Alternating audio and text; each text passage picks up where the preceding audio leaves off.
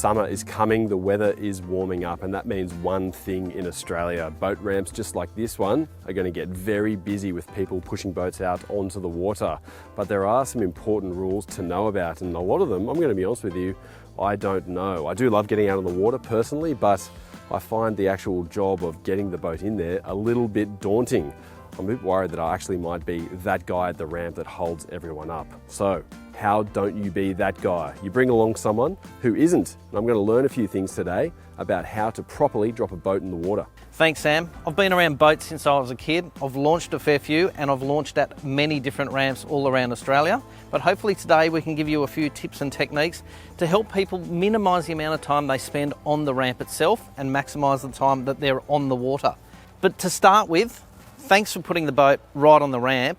But the first mistake, you've already made it. We're not ready. We need to start back up there.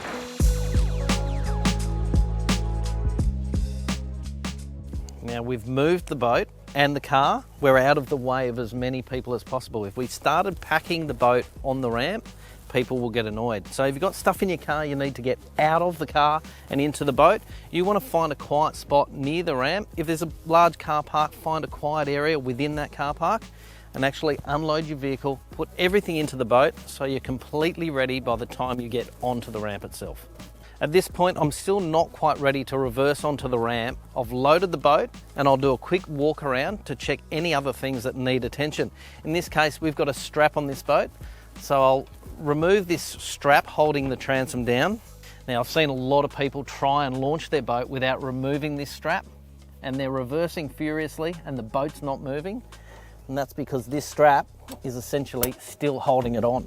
And the rear strap is now off, and importantly, I'm still out of the way of as many people as possible. I'll keep doing my checks, make sure the bung's in down the back, but I'll also make sure that my winch is ready to be used and in working order. I'll also leave the safety chain attached. I don't want to take that off until I'm ready. All right, gear's ready, boat's ready, time to drop it in the water, right? No, not yet. I know you're eager, but you've got to check the ramp first. Now, if you know the ramp well, you could miss this step entirely. But for us, this being a new ramp with a different boat than I've usually launched here, I need to make sure that the ramp is suitable for our trailer and boat. In this case, you want to make sure that there's no drop-offs. Talk to some locals if there are locals around, but make sure that what you're trying to launch is actually going to be suitable for the ramp you've got. Okay, walking the ramp is important. You don't want to get in anyone's way, obviously, but this is your chance to see how slippery the ramp is and then check out there to see where the ramp ends. You can see here we've got this drop off that goes off into that corner there. Yeah. So you don't really want to put the boat over there because a wheel could well fall off the edge of the ramp and then we'd be stuck for sure and certain. At the end of this ramp you can see where the concrete ends. Now that could be mud beyond that. So again, long boat, long trailer, you want to be careful that you don't go too far down there. But importantly, make sure you stay out of the way of the other ramp users while you're actually looking at it. All right, I think I'm feeling much more confident about this whole process now. Can you tell me what's next? Okay, now before we launch the boat itself, we're going to jump on board, quickly make sure the engine kicks over. I'm pretty sure this one's going to. It's a job that you could do at home before you leave the driveway. Make sure you don't have a flat battery and your boat's going to work. There's no point in launching a boat that isn't going to work at all, and make sure everything on board is okay. While we did our ramp walk, I noticed the ramp's very shallow, and looking at the boat sitting on the trailer, I can see that the engine, whilst you're towing it, sits quite low as well. So I'll just take this opportunity from a safety point of view, trim the engine up, make sure that I'm not going to hit the ramp with it. All right, so we're backing this trailer in. I've reversed a few trailers, but never really a boat onto a ramp so much. What's the main trick here? Well, it's essentially the same as towing any trailer or reversing any trailer. You want to make sure that you've got it under control, it's not pushing out to one side or the other, and you can either do that using your mirrors. So if there's too much boat in the right hand mirror, you can pull down with your left hand or turn the wheel to the left. If there's too much boat in the left hand side, you pull the wheel to the right. Or you can look out the back. Some people prefer to do that because they find it much easier. The most important thing about launching a boat on a ramp is getting it straight, particularly if it's a multi-lane ramp. You don't want to go crooked because you're going to block people. So this ramp here is fairly wide. Should I try and stick to one side in case someone else Definitely. wants to So come if in? someone else comes and wants to launch, you don't want to be taking up the whole ramp. You want to keep to one side. But remember, we did do the walkthrough of the ramp, and we noticed on this side it does drop off on that corner. Don't want to get too close, do you? And the other thing is, you don't want to reverse the boat too far into the water. Some trailers are very easy to get boats off, and you don't need to dunk the whole thing in the water. Okay. But you need to make sure you've got enough water under the boat to start floating To it. actually float it.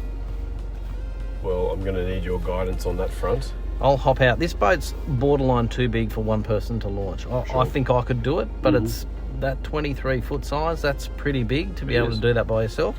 So it's much easier if there's two people. So one reverses the car, hops out once the boat trailer's in the water and manages the winch. The other person gets into the boat and helps reverse it off. Okay. We're at the point where we're now ready to launch the boat and get it into the water. We've put the MUX in four-wheel drive because this ramp is quite slippery. And I'm going to jump in the boat and tell Sam how far back I want him to go. If you're on your own, you can work this out yourself, but with two people, it's a job that's made much easier. You don't want to put the car in so far that you're actually damaging the underneath of it with salt water. You want to go just enough so that the boat is starting to float. Yep, good. Keep coming straight. Stop there. Once I've started the engine, I'm now waiting for Sam to undo the safety chain and the strap on the front of the boat. That's holding the boat on the trailer still. And once that's removed, the boat may roll off if you're on a roller trailer, but on a skid trailer like this, we may just end up sitting here and I can use the engine to ease off the trailer.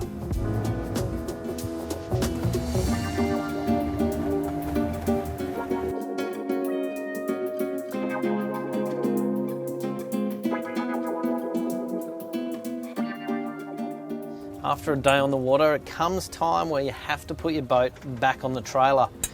Again, if there's two people, that's much easier. Now I carefully want to come into the trailer. I don't have a cross breeze at the moment, that makes it a little bit easier. Just come onto the trailer and the skids on the trailer. Most trailers, if they're set up properly, will actually straighten the boat up for you. And we'll just come in at a slow speed. And we've just bumped off the trailer there on one side of the skid and then the other. And now I'll straighten it up. And I'm only just resting the boat on the trailer at this stage because my friend here is going to winch us back on. That's the safest way to get your boat back onto the trailer.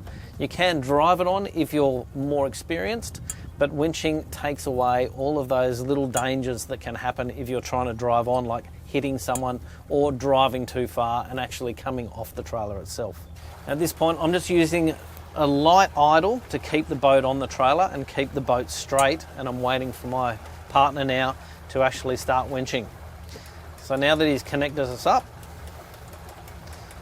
he'll start winching us and I can actually put the boat back into neutral, trim the engine up so it's not going to hit the ramp and turn it off. That takes away all of those little things that could go wrong when you're trying to drive it on. It's a relatively simple process. Follow the steps in reverse. Boat onto the trailer, safety chain and winch strap attached, tie downs at the back if you want to, and then move out of the way of other users and finish unpacking your boat elsewhere. Some ramps will have a washdown area. Don't spend hours cleaning your boat here. That's not what they're for.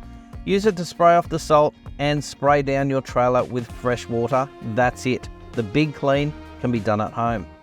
And remember to regularly check your bearings. Salt water is not good if it gets into these, and you don't want to see your wheel rolling past you on the freeway.